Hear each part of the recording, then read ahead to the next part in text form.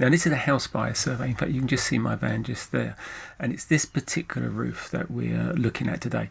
Now I'm showing you drone pictures. I would normally take stills pictures because they're much easier to put into the report than they are stills, but obviously for doing this on YouTube it's much better to show you what's going on with the video. Now let me just show you or tell you what I can read from this. First of all, there was no good access onto the roof here, so there's no skylights, no way of getting up there unless by ladder, and the heights of this was outside of being able to do it within health and safety. So what we seem to have here is a felt roof. Obviously, if anyone knows anything about roofs, they can see that's a felt roof. But these are the kind of things that I'm looking at. Well, first of all, we can see that it's holding water at the back there. Very cold day, very frosty, and there's ice on the roof up here, as you can see. So this is an old felt roof that has been covered in solar reflective stones. These stones are up here to keep the sun's rays off the roof, to keep the temperature down, and also to protect the felt from the UV rays of the sun. This is and this hasn't. We stopped doing this kind of thing in the roofing trade many years ago. So this roof could be, it could be quite old. It could be 10, 12, 14 years old, somewhere around about there. Again, we know that there's a problem there. I'm looking for outlets, can't see any outlets, and I'm assuming the outlet's going to be at the back there. There's certainly not one at the front, and there's certainly not one down the side. I've already seen that. So the other thing just to bring into to mind here is that there's no ventilation anywhere, and the thickness, we look at next doors here, the thickness of this isn't good enough to show me that there is it could be a warm roof. It's also not the right age to be a warm roof. So even if it was, 10 years old, some 15 years old, somewhere around about there, the amount of thermal insulation in there would be substantial, and you would see that in the thickness of the sides all the way around. So when we move this forward, which is just coming into it, I'll just move it around a bit quicker for you, and we start to look here. That looks like it's the outlet. So something's happened here where this is actually dropped down in height. Now, looking at these felt upstands, felt is it's never a good idea to take felt up a wall at this joint, and the reason being is because you've got timber joists underneath here which will move with temperature and moisture, and you've got brick walls which won't move, in which case this should be a flexible joint. That's why traditionally there's always been a lead flashing put in all the way around, and also traditionally with felt, you would never take the felt up the wall because of it going around a corner. They'd put a 45-degree arris rail there, but we always used to see with the old felt that it used to crack at that point, even with the arris rail. And then at the top where they've turned it into the wall, that's a 90-degree turn, and we always used to see that. But actually, that flashing doesn't look too bad for something that's been up there, and I'm quite surprised. That could be a lot older a lot newer than the roof. Now, here we can see the side of this roof here. This looks like it's in UPVC running all the way along.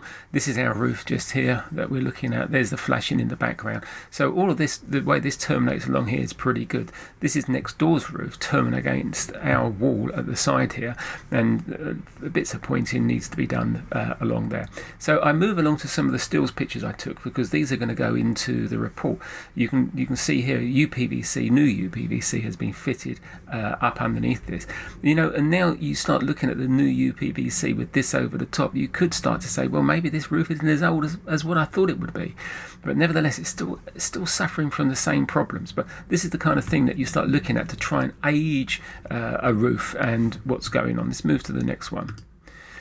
So we're now at the front here. Now, it's pretty obvious when we start looking at this one at the front that there's something gone on with this black line going across. Old roof might have been painted there. I don't know. These look like old cables, and obviously the recommendation will be to get rid of those. To be honest with you, the recommendations that I'm going to say really is that it actually needs a new roof that is insulated to the new building regulations, which this obviously isn't. it may or may not be leaking because of this, but what will be the first thing to leak will be the fact that it's got holding water in the centre. Look up underneath the front here at the soffits. There's no ventilation here at all. So, this is probably a very old roof that is not a warm roof construction and is not and it's a cold roof that is not vented to the new building regulations.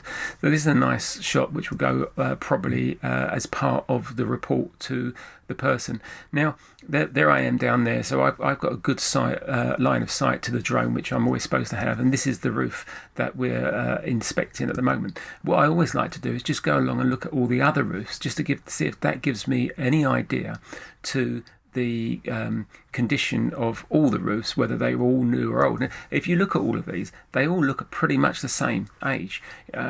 This is, I don't know the age of the buildings, but I would say this is a sort of their 1970s blocks.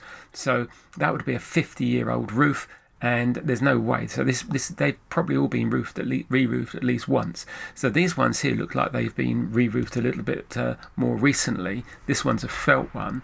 That one looks like it's covered in a vinyl, and this one looks like it's a vinyl single ply. And then we're back up here at the top to the felt.